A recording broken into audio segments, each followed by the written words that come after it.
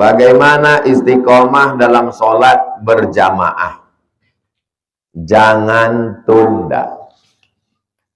40 hari melaksanakan sholat berjamaah, 40 waktu melaksanakan sholat berjamaah. Tinggalkan sekali, hancur dia. Maka jangan pernah paksakan sholat berjamaah. Allahu Akbar, Allahu Akbar, bangkit langsung. Jangan tunggu, nantilah sampai hayya 'alas sholat. Tak boleh tunda-tunda. Bangkit langsung. Takutnya kita tunda, nantilah malaikat maut bangkit. Bangkit langsung, wudu, langsung ke masjid. Yang paling bagus itu sebelum azan ke masjid.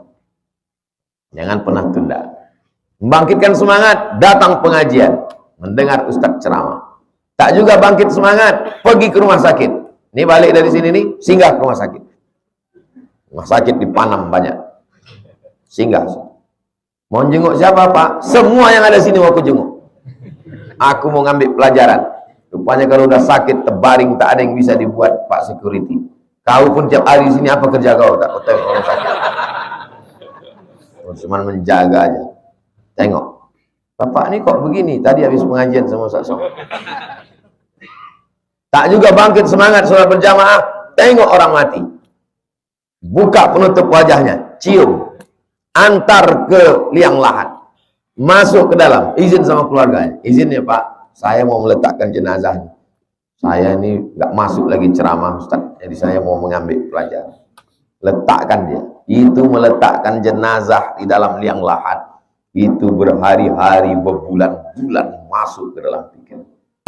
Maka saya kalau pemakaman jenazah, kalau diizinkan masuk, kalau tidak, saya tengok di atas, menengok. Hai Abdul Somad, itu tempat kau nanti. Itu tempat kau nanti. Rumah kau tinggal, anak kau tinggal, bini kau tinggal, semua tinggal. Hilang semua ini.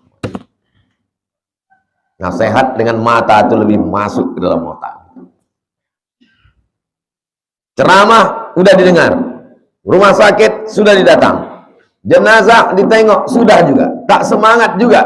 Berarti tak lama lagi mati itu. Apanya mati? Khatamallahu ala. Hati sudah mati. Kalau hati sudah mati, tak ada harapan lagi. Penyakit kronis, menunggu malaikat maut. Saya seorang perempuan. Apakah berdosa merawat ayah tiri karena sakit?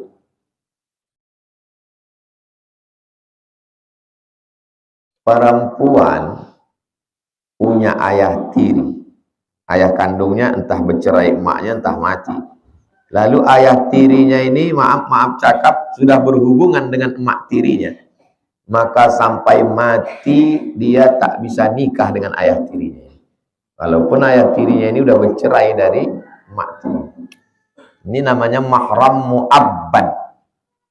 Mahram mu'abbad. Mu'abbad artinya kekal abadi.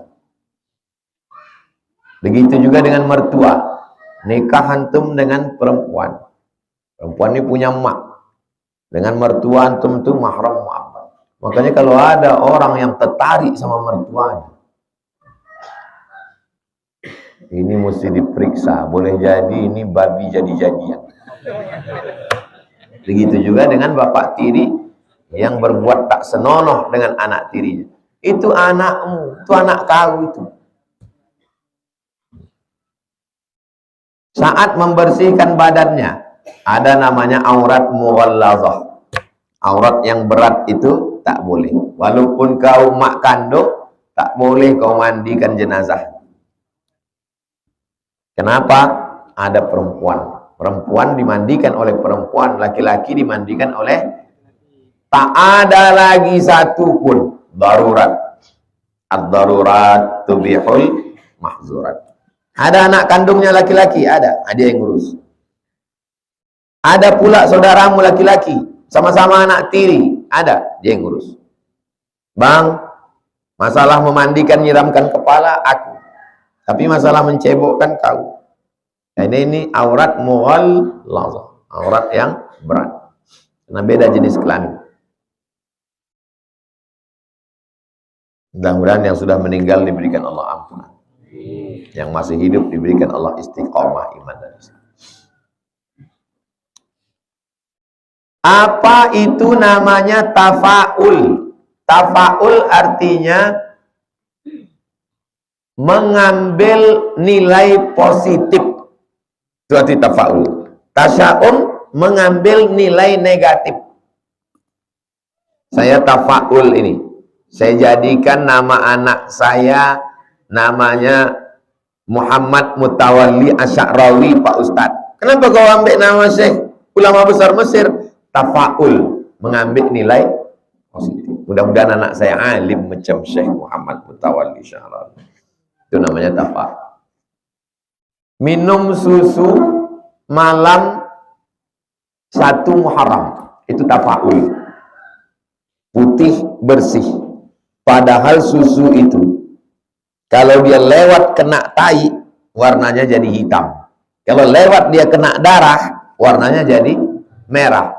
Baina farsin wadamin, antara tai, kotoran, dan darah. Bisa dia putih bersih.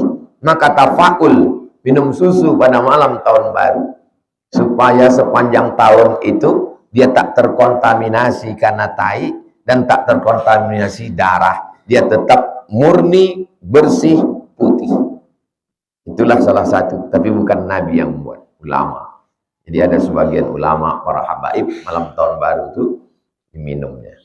Bukan 1 Januari nanti, 1 Muharram.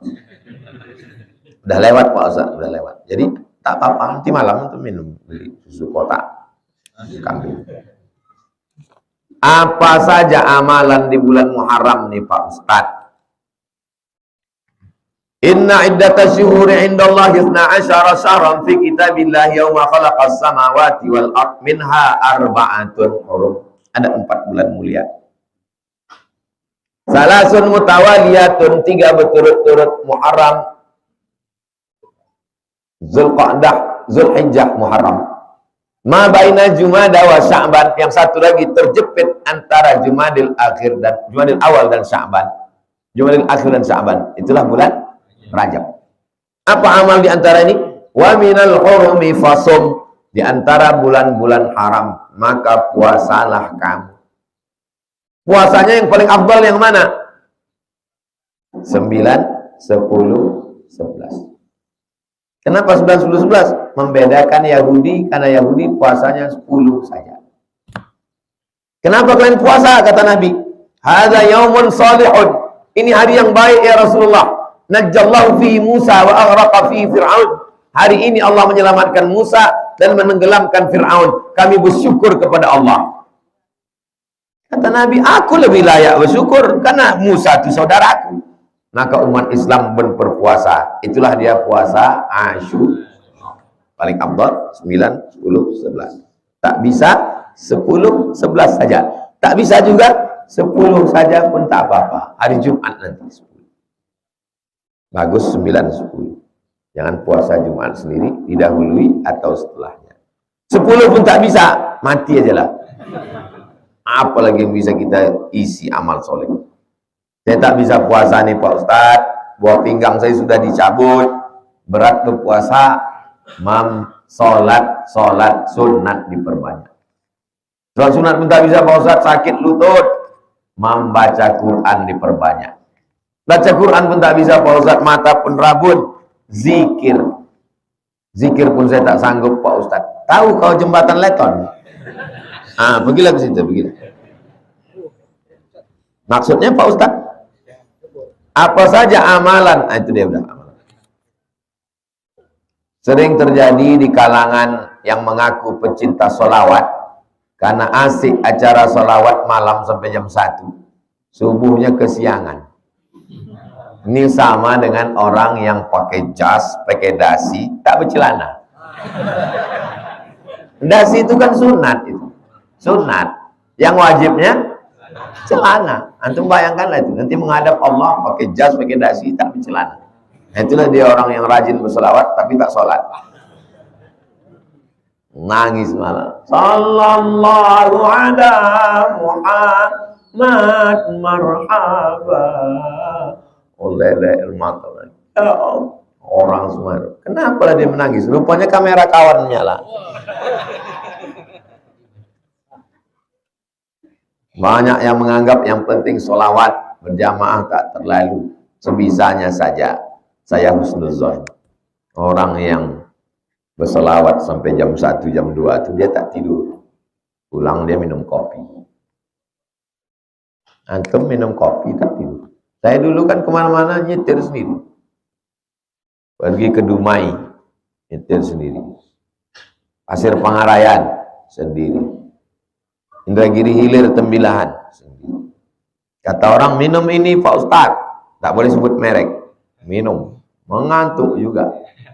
Minum merek ini Pak Ustadz, mengantuk juga. Sampai akhirnya satu malam saya diundang di Tembilahan. Ustadz, ada jamaah kita baru buka kafe. Bagus kopinya Pak Ustadz. Dia mengundang Ustadz minum, ayolah. Begitu kami minum, sampai subuh tak tidur-tidur. Situlah baru saya paham, kopi itu membuat mata kita tak tidur. Maka antum minum kopi habis sholawat tuh, habis sholat subuh baru tidur. Jangan tidur jam 3. Kalau tidur jam 3, jamak takhir lah subuh. Jadi kalau udah habis acara malam tuh, tahajud, duduklah sama kawan, ngobrol-ngobrol, cerita macam-macam yang baik-baik, menunggu azan subuh. Yang tidur, kalau tidur nanti yang disalahkan ustadz yang sholawat. Tidak ustadz itu, ustadz juga kalian salah. Almarhum ayah kami punya tanah 1 hektar. Kami adik-beradik ada 8 bersaudara. 8 bersaudara. Lah bersalah itu. Sebelum ayah kami meninggal pernah wasiat. Kata dia tanah yang 1 hektar itu dibagikan kepada 4 saudara saya yang ekonominya masih kurang mampu. Sedangkan saudara kami yang 4 lagi ekonominya sudah mapan. Bolehkah wasiat ayah kami itu ditunaikan Pak Ustadz? Mim ba'di wasiyatin, sebelum harta warisan dibagi, keluarkan dulu wasiat. Keluarkan wasiat. Berapa wasiat yang dikeluarkan ini? Tak boleh lebih dari 1/3 harta. Kuwasiatkan ruko yang ada di Jalan Trimbo Panjang itu untuk pesantren operasional Mahat Az-Zahra, kata jamaah. Dihitung berapa harta dia. Harga ruko itu 1 miliar. Harta dia cuma 2 miliar. Berapakah wasiat yang dikeluarkan? 666. Karena tak boleh lebih dari 1/3. Ini dia wasiatkan, keluarkan 1/2 hektar. Hitung berapa harga 1/2 hektar menurut harga pasaran. Baik, hitung total berapa semua harta dia. Selama kurang dari 1/3, maka boleh. Lebih dari 1/3, hitung berapa 1/3. Yang 1/3 itu ajalah dibagikan kepada 4 orang ini. Sisanya dibagikan kepada ahli waris. Yang 4 ini dapat lagi. Dapat. Kok dapat lagi dia Pak Ustadz? 1 sebagai wasiat, 1 sebagai ahli waris. Oh kalau begitu orang tua ini tak adil Pak Ustadz. Makanya sebelum mati kasih tahu dulu. Jangan main bisik-bisik aja. Ini pas di rumah sakit mau koma bisik. Tak bisa begitu. Kumpulkan dulu. Kau kukuliahkan sampai S3. Kau kukuliahkan sampai S2. Ini adik kau ini masih SD. Maka adik kau ini kukasih dia ruko. Nanti kalau aku mati kasih dia untuk ini ya, ini SD. Kau kan dah kukuliahkan. Ragu ya sama kami. Kami ini kan abangnya. Kau baik, bini kau celaka. Aku takut adik kau ini tidak dapat. Adik kau ini perempuan. Adik kau ini masih kecil lagi. Oh bagi nanti. Jadi kasih tahu dia semua. Kalian sekarang ketawa. Tapi kalian nanti kan jadi kepala rumah tangga. Punya ayah. Nanti 20-30 tahun lagi. Punya ayah, anak kan. Baru kalian ingat cakap. Betul kata Ustaz Somad. Jangan meninggalkan sesuatu. Sehingga mereka tidak boleh membagi anak yang lain tak dapat. Datang sahabat. Ini kau kasih. Iya. Semua anakmu dapat? Tidak. Apa kata Nabi? Fattaqullah, takutlah kepada Allah. Wa'dilu baina auladikum, bersikap adillah di antara anak-anak kamu. Karena kalau kau tak adil, putus silaturahim cucumu putus. Itu sepupu kau kan? Iya. Kenapa kau tak mau berkawan sama dia? Tak adil atuk kami. Ayah dia dikuliahkannya sampai S3. Ayahku S cendol pun tak dapat. Putus silaturahim cucu kau gara-gara kau tuh. Inilah gara-gara atuk tak mengaji. Atuk,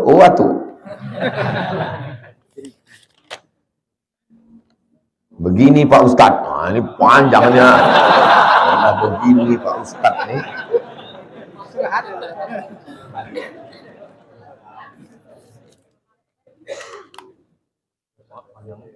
Saya menikahi janda tak punya anak. Si suami menghilang jejak sejak suami bertengkar dengan iparnya. Pernah si suami bilang begini ke si janda ini, aku talak kamu. Cuma si suami ini bilang gitu karena dipaksa sama istrinya, istri tuanya. Akhirnya suami bilang, saya tidak mau menjawab dua pertanyaan. Pertanyaan pertama, orang yang berkonflik masalah warisan. Karena orang berkonflik masalah warisan, dipanggilnya saya untuk masuk ke dalam konflik Irak-Iran ini. Kalau sesuai cakap saya dengan kemauan dia, dipakainya saya. Kalau tak sesuai, dicarinya ustadz lain. Maka setiap ada orang berkonflik masalah warisan, saya suruh kau tulis semua, serahkan ke PA, Pengadilan Agama. Kalau provinsi namanya PT, Pengadilan Tinggi. Kalau pusat namanya MA, Mahkamah Agung. Selalu saya tak mau jawab. Kenapa? Orang berkonflik ini dia mencari pembenaran. Dah beberapa kali saya kena. Yang kedua, yang tak mau saya jawab, orang berkelahi masalah talak. Dia tanya talak ini jatuh talak berapa, jatuh atau tak jatuh, talak 1, talak 2 atau talak 3. Kalau sesuai dengan kemauan dia dipakainya. Kalau tak sesuai, carinya ustadz lain. Dilaganya saya. Maka kalau model begini saya suruh kau tulis kronologisnya, serahkan ke PA. Nanti hakim akan memutuskan talak berapa jatuhnya. Nih macam ini. Kau talak kau kata. Tapi si suami bilang begitu tuh karena dipaksa sama bini tuanya. Dia ini termasuk orang yang bertakwa. Takwa itu artinya takut istri tua. Paksa sama bini tuanya, kau ceraikan bini kau tuh. Awas kau gitu.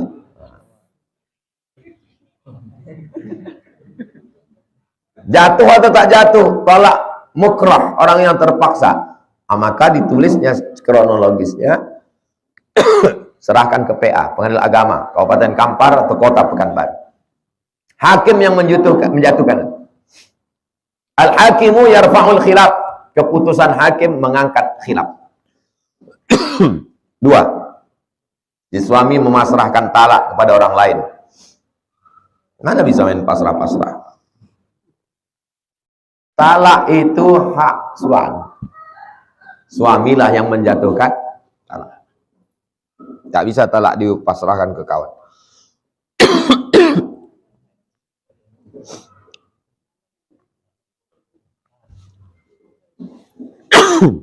Kenapa hakim bisa menjatuhkan talak? Kenapa hakim bisa menjatuhkan talak?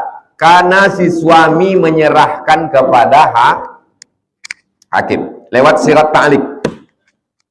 Susah yang cerita ini karena banyak jomblo belum nikah.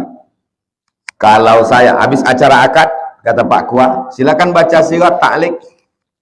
Baca sirat ta'liq. Kalau saya tinggalkan 6 bulan lamanya, tidak memberikan nafkah zahir dan batin, atau menyakiti fisiknya, atau menyakiti hatinya, lalu istri saya datang ke Pengadilan Agama dengan membayar iwat 10.000, maka hakim menjatuhkan talak 1 kepadanya. Siapa yang menjatuhkan talak? Istri menjatuhkan, suami menjatuhkan melalui hakim. Kalau istrinya menuntut, ditinggalkannya bininya 10 tahun, istrinya tak pernah menuntut ke pengadilan, apakah jatuh talak? Tak jatuh. Jangan nanti antum balik ke kampung jumpa sama janda, Aku mau nikah, kata dia. Tapi kau udah berlaki, udah 10 tahun dia ninggalkan aku. Dia tak balik-balik dari Malaysia. Jangan antum nikahi, karena belum jatuh talak. Kecuali dia menggugat ke pengadilan, jatuh talak, dapat sertifikat, ini dia uang sertifikatnya. Baru antum bisa menikahi. Dan Pak Kua tak ada yang berani menikahkan janda kalau tidak ada sertifikat cerai dari pengadilan. Si janda punya dalil. Kalau suami hilang terlalu lama, tak ada kabar, katanya tak ada nafkah lahir batin, selama itu jatuh talak. Masih koma. Jatuh talak kalau istri menggugat ke... Ini masih jatuh talak. Tak ada titiknya. Si janda punya dalil, kalau suami hilang terlalu lama, tak ada kabar, jadi katanya tak ada nafkah lahir batin, selama itu jatuh talak. Koma. Jatuh talak kalau istri itu menggugat ke pengadilan. Kata hakim, ku jatuhkan talak. Karena dulu ada membaca sirat. Itulah namanya tolak taklik. Taklik artinya tolak yang masih terikat dengan sesuatu. Kalau sesuatu itu terjadi, maka jatuh talak. Talak taklik. Paham kan? Kadang udah dekat-dekat sarapan ini pura-pura paham aja mah. Bilang aja paham, biar selesai. Ini ceritanya ini cerita ini panjang sekali. Ini ceritakan janda. Kenapa tak nikah aja sama anak gadis? Hah? Begitu banyaknya anak gadis, la ilaha illallah. Udah janda apa masalah pula. Ini gara-gara lagu janda yang mana. Kenapa tak kau cari anak gadis? Aku nengok jamaah ini lama-lama silap juga gitu. Bagaimana nih Ustaz? Kami nikah dengan janda tersebut sudah 10 tahun dan anak 3. Udah terjadi.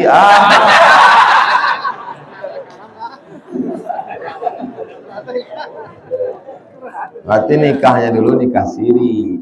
Kalau nikahnya di Kua, Pak Kua takkan berani menikahkan kalau tidak ada sertifikat cerai. Jadi semana lah nih Pak Ustaz? Entahlah.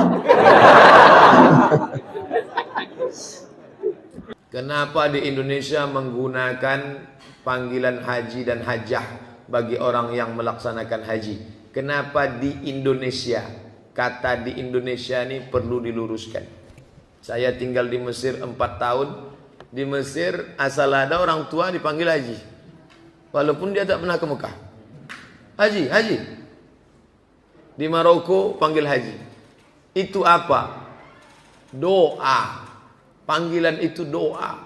Orang Mesir itu saking inginnya pergi ke Mekah, di kampung-kampung itu di dinding rumah semua gambar Ka'bah, onta, Masjidil Haram, Masjid Nabawi. Saking rindunya mereka, maka dipanggilnya haji. Yang belum berangkat pun dipanggil haji untuk doa. Semoga kau berangkat haji. Itu sebenarnya doa. Yang tak boleh itu riak. Riak, itu tak boleh. Kenapa bapak tak datang undangan anak akikah saya kemarin? Tak kau buat pula saya haji. Mana saya mau datang? Itu yang tak boleh. Tak tahu kalian saya ini sudah haji 4 kali. Nah, itu yang tak boleh. Adapun dia dipanggil sebagai penghormatan, orang memanggil dia, bukan dia minta panggil. Dan itu bukan hanya di Indonesia saja, di Mesir, di Maroko, pakai panggil haji. Bagaimana adab kita menggunakan kata ganti beliau kepada Allah? Beliau itu untuk manusia. Beliau untuk manusia. Adapun Allah, marilah kita bersyukur kepada beliau yang sudah memberikan kita. Nah, itu tak betul. Dia tak belajar bahasa Indonesia, perlu ambil lagi 16 tatap muka, 2 SKS belajar bahasa Indonesia. Belajar bahasa Indonesia balik. Bagaimana caranya supaya taubat kita diterima Allah? Rukun taubat 3. Yang pertama, an-nadamu fil qalbi, menyesal dalam hati. Setelah menyesal dalam hati, yang kedua al-iqraru bil lisani, diikrarkan dengan lidah, astaghfirullahaladzim. Yang ketiga, an-itmaru alla ya'uda ilaihi abadan, tekad kuat tidak akan kembali ke dalam perbuatan itu lagi. Itu namanya taubat nasuha. Ini pendapat siapa nih Ustaz Somad? Pendapat Abdullah bin Abbas. Rukun taubat ada 3. Adapun cara bertobat diajarkan Nabi. Ma min muslimin yuznibu dzamban. Kalau ada orang berdosa, summa yatatahhar, yang paling elok mandi. Mandi apa namanya? Mandi tobat. Maaf cakap, macam mandi wajib, basah semua. Ustaz, saya mau mandi tobat. Mana dulu yang basah? Terserahlah, mau kaki dulu, mau kepala dulu. Kebetulan mandinya ke Sungai Siak, salto dia. Kepala dulu, sah. Apa hilang dosa saya kalau mandi Pak Ustaz? Kalau di Sungai Siak itu mandinya di tengah pula lagi. Jangankan dosanya, orangnya hilang sekalian. Kalau tak bisa mandi, berwudu. Kalau tak bisa berwudu, saudara kita yang dulu peminum, pemabuk, pezina, pemakai narkoba, sekarang sakit di ruang ICU, mandi tak bisa, wudu tak bisa, kasih tahu dia, suruh dia tayamum. Kalau dia tak bisa tayamum, ditayamumkan. Ambilkan tanah, letakkan ke dalam mangkuk, ke dalam piring, tumpahkan ke koran, pukulkan 2 kali pukul sekali, tepukkan ke tapak tangan, hembus ke wajah sekali sapu, pukulkan sekali lagi, tepukkan ke tapak tangan, hembus, sapukan ke lengan sampai ke siku. Debunya dibagi 3. 1, 2, 3. Yang ini untuk di bawah. Yang ini untuk di dalam. Yang ini untuk di sini. 1, 2, 3. Kalau banyak di sini kabel-kabel, maka pakai tayamum mazhab Maliki sampai ke siku saja. Tayamum Maliki, Maroko sampai Maliki sampai siku saja. Sampai siku kalau yang Syafi'i. Kalau yang Maliki sampai pergelangan saja. Dah. 1 tayamum untuk 1 solat. Suruh dia solat sunat taubat. Banyak saudara-saudara kita tak tahu bagaimana bersuci. Kalau dia tak bisa mandi, tak bisa berwudu, maka bertayamum. Setelah itu solat sunat taubat. Usolli sunnatat taubat raka'ataini lillahi ta'ala. Setelah itu perbanyak istighfar. Summa yastaghfirullah. Berbanyak istighfar. Illa ghafarallahu lah. Maka Allah mengampunkan dosa-dosanya. Tanpa melalui solat sunat taubat. Kenapa tak mau solat sunat taubat? Solat sunat taubat lah. Hanya melalui zikir setelah solat. Solat sunat taubat. Zikir-zikir. Kenapa ditawar pula taubat? Ini bukan harga supermarket. Ini harga pasti. Mana yang lebih besar pahalanya? Seorang laki-laki menikah dengan janda yang punya anak atau yang tak punya anak, daripada dengan nikah dengan seorang gadis.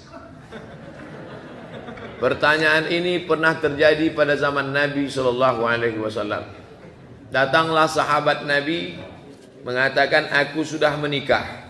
Kata Nabi, sama janda apa sama gadis? Aku nikah sama janda. Kata Nabi SAW, hala bikran, kenapa kau tak nikah sama anak gadis? Kata dia, adikku banyak. Sejak emak ayahku mati, adikku banyak.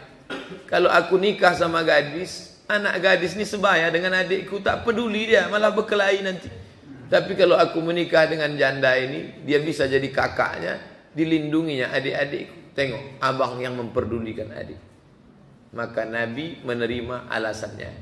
Ini. Jadi kalau dia nikah dengan janda, janda itu pula punya anak yatim, sabar dia, inilah yang paling bagus. Tapi kalau dipijak-pijaknya anak yatim itu, neraka jahanam tempat dia. Jadi tak bisa dikatakan lebih afdal dengan janda karena memelihara anak yatim, lebih afdal. Tengok dulu situasi dan kondisinya. Beda orang, beda lain kepala.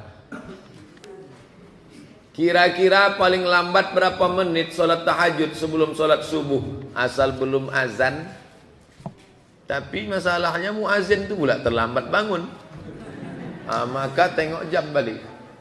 Mana jam kita? Jam subuhnya, subuh jam 5 pas. Maka kalau dia bangun jam 4.50 masih bisa dia tahajud. Jadi tak bisa patokannya azan. Punya kalender sendiri. Saya beli kalender setahun, murah harganya 15.000.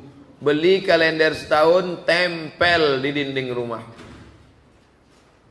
Itu penting. Setiap rumah mesti punya kalender setahun. Karena kita tak bisa berpatok dengan suara azan. Sesuaikan jam kita dengan jam televisi. Itu jadi patokan. 10 menit, 5 menit sebelum masuk waktu kita masih bisa sholat tahajud dan witir. Bagaimana hukum menengok film porno di internet? Bagaimana cara minta ampunnya? Berhentilah. Berniat dalam hati menyesal, banyak istighfar, berhenti. Tak ada cara lain daripada itu. Bagaimana hukumnya orang menerima gaji untuk dimakan, namun cara mendapat kerjanya menyogok pakai duit pelicin? Sogok ini terbagi dua. Ada sogok yang boleh, ada sogok yang haram. Mana bisa Ustadz bagi dua? Ini pendapat ulama nih. Misalnya begini, ini mesti dengarkan baik-baik. Jangan nanti keluar isu Abdul Somad menghalalkan sogok. Dilaknat Allah dan malaikat saya. Anak bapak honorer di kampung nun, di tepi-tepi pulau sana. Honorer 5 tahun. Setelah dia honorer 5 tahun, ada pengangkatan. Pengangkatan honorer, syarat ijazah S1 FKIP. 2, sudah mengabdi 5 tahun. Dibawanya lah surat pengabdian. Saya sudah ngabdi 5 tahun. Memang FKIP penuh. Datang pegawai Diknas. Apa kata mereka? Wani piro. Maka orang begini boleh dia membayar.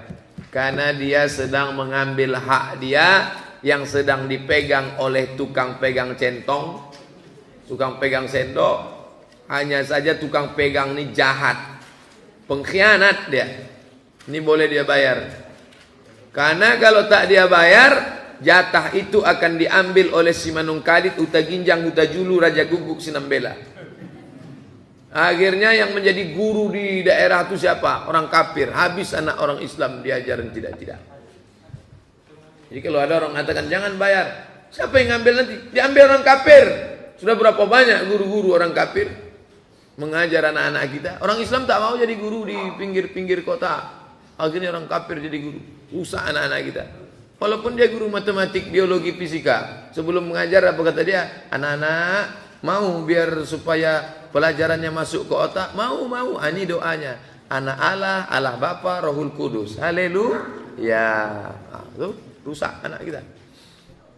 Yang tak boleh itu begini.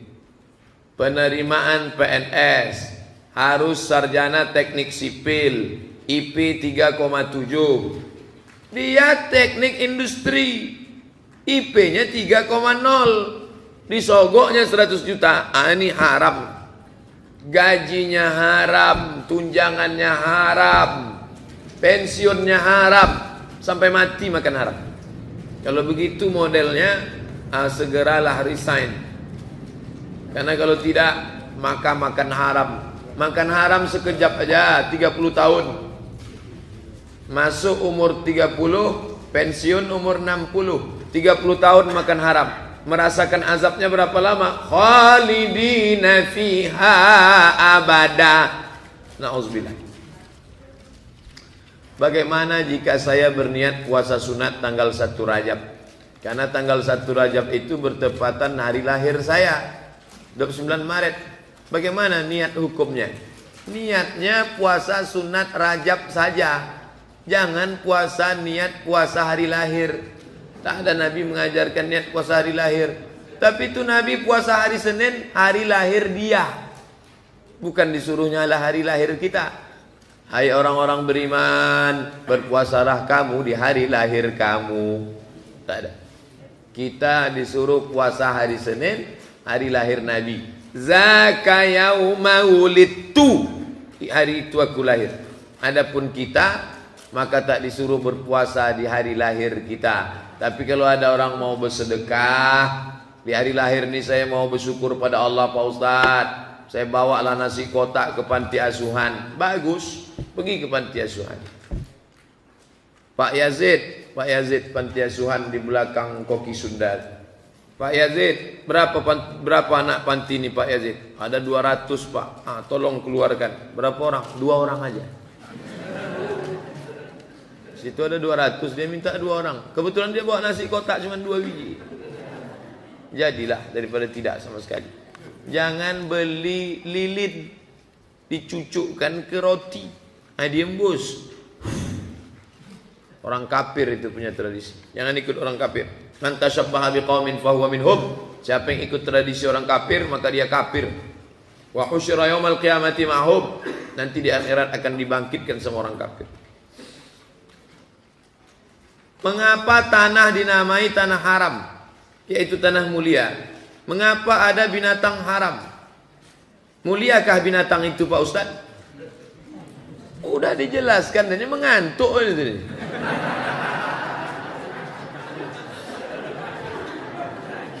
Tanah itu haram. Masjid itu masjid haram, masjid mulia. Tanah itu haram, tanah mulia. Kamput itu haram, kalau diminum hilang kemuliaan. Babi itu haram, kalau dimakan hilang kemuliaan.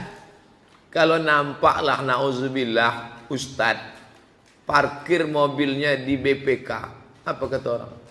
Babi panggang karu, hilanglah kemuliaan dia. Saya lagi dengar cakap Ustadz tua makan babi, dia saya tengok kemarin. Kamu makan babi ya? Enggak Pak. Kemarin saya tengok kamu sama kawan, saya kuahnya aja sedikit Pak. Haram juga. Menghilangkan kemuliaan. Itu maknanya. Bukan babi itu mulia, menghilangkan kemuliaan. Tanggal berapa jatuhnya 1 Rajab?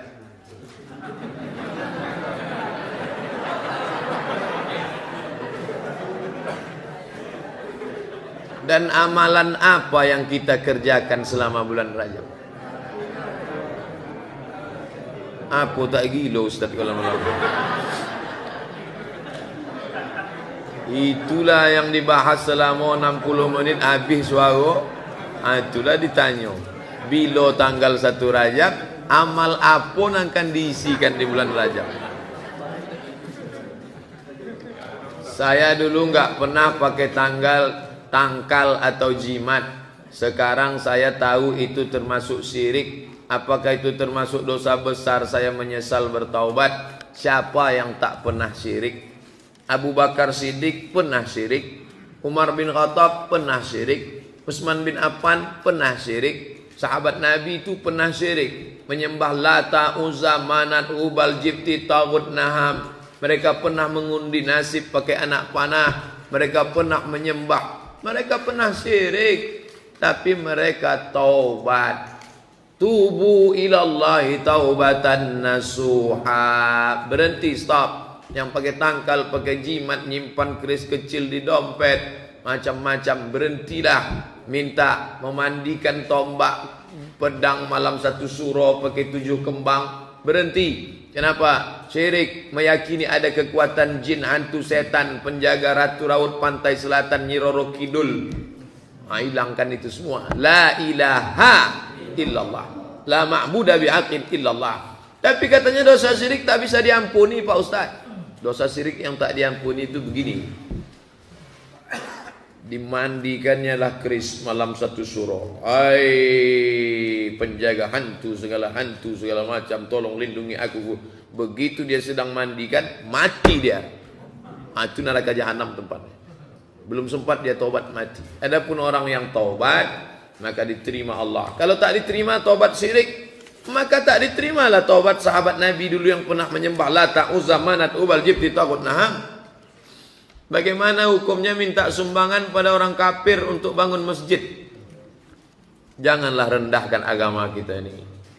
Jangan rendahkan agama kita ini. Riau ini bukan tak banyak orang kaya Islam. Minta kepada orang kafir nanti diejek-ejeknya kita. Apalagi mintanya sama Ahok. Apa kata pidato Ahok? Mengapa saya mau jadi gubernur di Jakarta ini? Siapa yang paling miskin? Islam. Siapa yang paling jorok? Islam. Siapa yang paling malas? Islam. Saya mendengarnya, hampir saya banting HP saya. Jangan rendahkan agama kita di depan orang kafir. Tapi kalau orang kafir mau ngasih bantuan dengan syarat tidak ada unsur kristenisasi, bukan Haritanu, bukan Ahok, baik dia, dikasihnya. Saya tak mau disebut-sebut nama saya, pakailah. Boleh, tak apa-apa. Ada sahabat kita, pengelola panti asuhan, waktu dia mau beli beras, datang orang Hindu. Orang Hindu keling, kaliang. Bapak mau beli beras? Iya, untuk apa? Panti asuhan. Mulai bulan ini saya yang nanggung. Tapi dia tak mau sebut-sebut nama. Saya yang nanggung. Tiap bulan dia nanggung. Panti asuhan. Bagus, tak salah. Nah, ini selama tak ada unsur agama. Sosial boleh. Apa dalilnya? Enak aja Ustaz menghalalkan bantuan orang kafir. Nabi diberi hadiah madu oleh pendeta, pendiri, pemimpin Alexandria. Namanya Muqawqis. Panggilannya Muqawqis, namanya Jirjis. Agamanya Kristen Ortodok. Dikasihnya Nabi madu, diminum Nabi madu itu habis. Boleh. Yang tak boleh itu kalau dia kasih makanan haram. Dikasihnya beras. Itu Jalan Sudirman, ada masjid kecil sebelah kanan, itu selalu dapat beras dari Cina. Mereka tanya ke saya, halal beras nih Pak Ustaz. Ada tak dia buat agama, bawa-bawa agama? Tak ada. Murni, ambil, tak masalah. Tapi kalau sudah terkait masalah agama, lakum dinukum waliyadin. Masalah politik, tak boleh. Ambil beras saya, coblos nomor 2, tak boleh. Haram. Mohon jelaskan balik rentang waktu sholat Isra, sebab banyak yang mengira hanya pada masuk syuruk itu saja. Tambah 12 menit. Jam 6:18 Pekanbaru sekarang 6.18 itu terbit matahari. Ini matahari terbit. Ini bumi ini permukaan bumi. Pas 6.18 muncul matahari. 6.18. Selama matahari muncul ini tak boleh sholat. Sampai berapa lama? Sampai setinggi tombak. Qaida ram'in, setinggi tombak. Kenapa? Karena waktu matahari naik sampai setinggi tombak, datang setan mengiringi matahari. Tanduk setan. Makanya disebut dengan qarnai syaitan. Waktu 2 tanduk setan. Waktu matahari terbit, datang setan menghampiri. Ini lambang setan. Metal itu setan. Metal itu setan. Maka datang setan menghampiri matahari setinggi tombak. Setelah diukur, waktu setinggi tombak itu 12 menit. Selama 12 menit ini dia mengikuti. Setelah selesai 12 menit, dia pun pergi. Itulah waktu menyembah Lata, Uzza, Manat, Hubal, Jibti, Taghut, Na'at. Maka kita dilarang. Setelah lewat 12 menit, 12 tambah 18, 6.30, barulah salat sunat isyraq 2 rakaat. Kalau imam sedang rukuk, makmum terlambat, apakah menambah 1 rakaat? Kalau masuk ke masjid, imam sedang rukuk, langsung ikut rukuk. Jangan lupa takbiratul ihram. Takbirnya 2. Pertama takbiratul ihram, Allahu Akbar. Yang kedua takbir intiqal, Allahu Akbar. Dapatnya rukuk, dapat 1 rakaat. Fatihahnya al-imamu junnah, imam penanggung jawab. Fa qiraatul imam qiraatul makmum, bacaan engkau ditanggung oleh imam. Tapi jangan gara-gara ini terlambat terus. Tidak ada ikhtilaf. Tidak ada ikhtilaf. Bagaimana menikahi wanita solehah? Dia mu'allaf. Orang tuanya sampai sekarang belum Islam. Menikahi mu'allaf, maka sama dengan menikahi perempuan yang tak berdosa. Karena mu'allaf yang baru masuk Islam 0 bersih. Di dunia ini yang 0 2. Pertama mu'allaf, yang kedua pegawai Pertamina. Kurang dari 0 ya Pak. Bersih.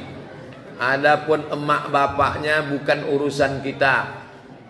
Istrimu mana? Ini istri saya. Tidak pergi Idul Fitri ke mertua. Mertuaku masih menyembah Yesus lagi. Belum masuk Islam. Ajaklah dia masuk Islam. Andai sampai mati dia tak masuk Islam, yang penting anaknya Islam. Selesai. Negeri kita mayoritas telah eh, negeri kita mayoritas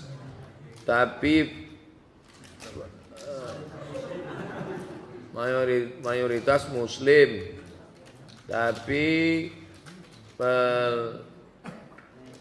dosa banyak beredar. Apa solusinya Pak Ustaz? Solusinya dua. Solusi setiap masalah ini dua, tak banyak. Pertama, dari bawah umat disadarkan dengan pengajian, khutbah, ceramah, kultum, itu dari bawah. Dari atas dengan aturan pemerintah.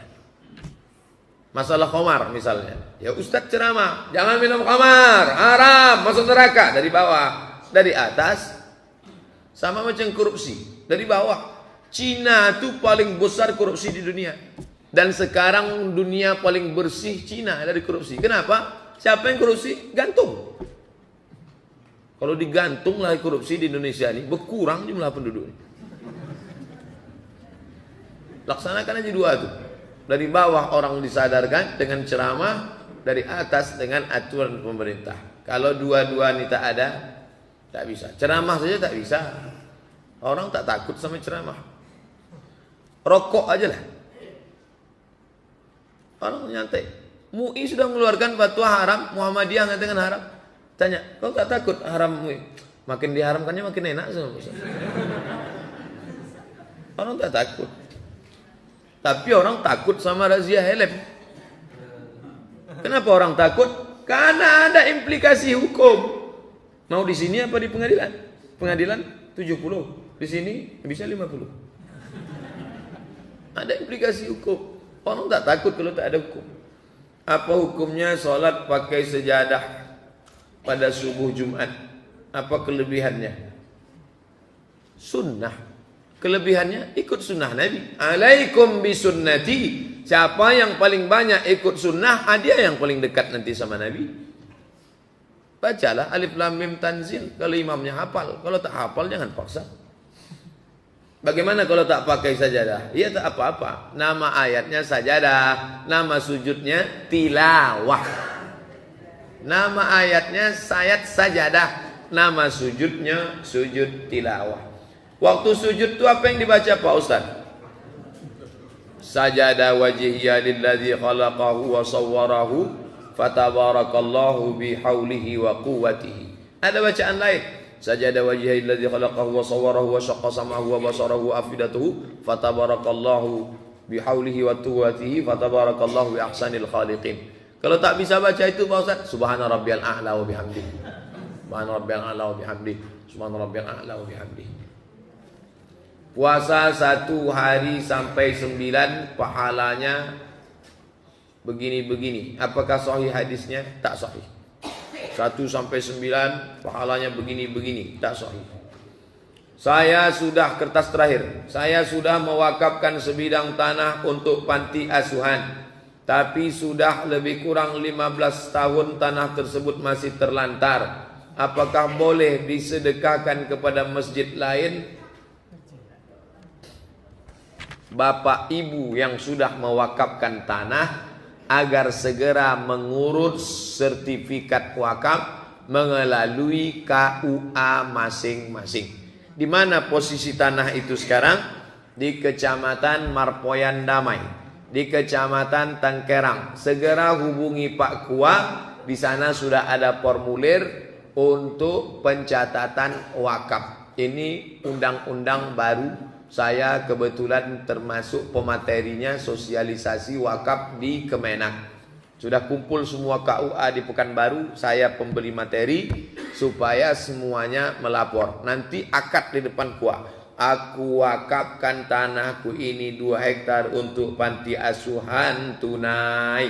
Lalu si penerima wakaf mengatakan aku terima. Karena syarat wakaf ada 4. Yang pertama wakif yang berwakaf. Yang kedua mauquf alaih penerima wakaf namanya nazir. Yang ketiga mauquf bih barang yang diwakafkan. Yang keempat ada ijab ada qabul. Setelah itu dituliskan akte wakafnya oleh Pak KUA. Sampai mati tak bisa beralih, tak bisa digugat. Ini dibuat pemerintah karena saking banyaknya kasus anak menggugat tanah wakaf bapaknya. Dulu tanah itu tak laku, tempat jin buang anak. Sekarang harga tanah itu 5 juta karena sudah ada mall. Akhirnya anak cucu mengambil, silang sengketa. Sekarang orang tak takut sama Tuhan. Tanah masjid pun digugat orang. Maka untuk mengatasi masalah ini, segera uruskan akte wakaf tanah masing-masing. Begitu juga dengan ruko. Ruko ini saya wakafkan untuk panti, supaya jangan digugat, jangan jadi masalah belakang hari.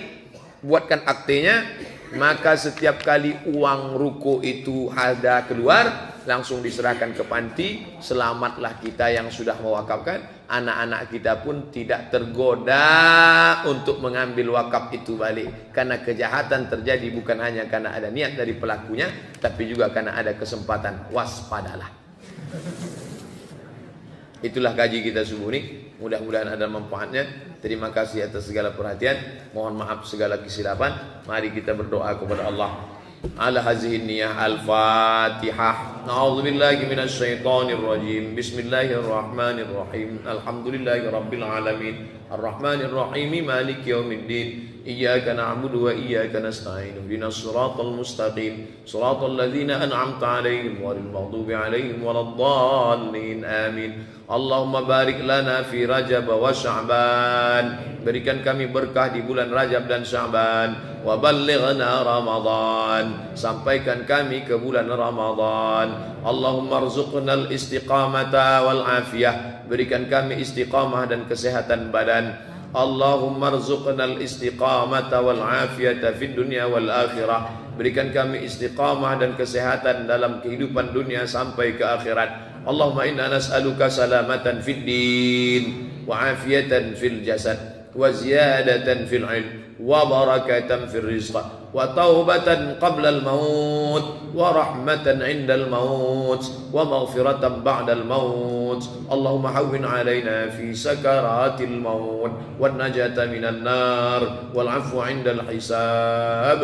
Rabbana ighfir lana dhunubana wa liwalidayna warhamhuma kama rabbayana shaghira. Rabbana atina fid dunya hasanah wa fil akhirati hasanah wa qina adzaban nar. Wa sallallahu ala sayyidina Muhammadin wa ala alihi wa sahbihi wa sallam. Walhamdulillahi rabbil alamin. Taqabbalallahu minkum minna wa minkum taqabbal ya karim.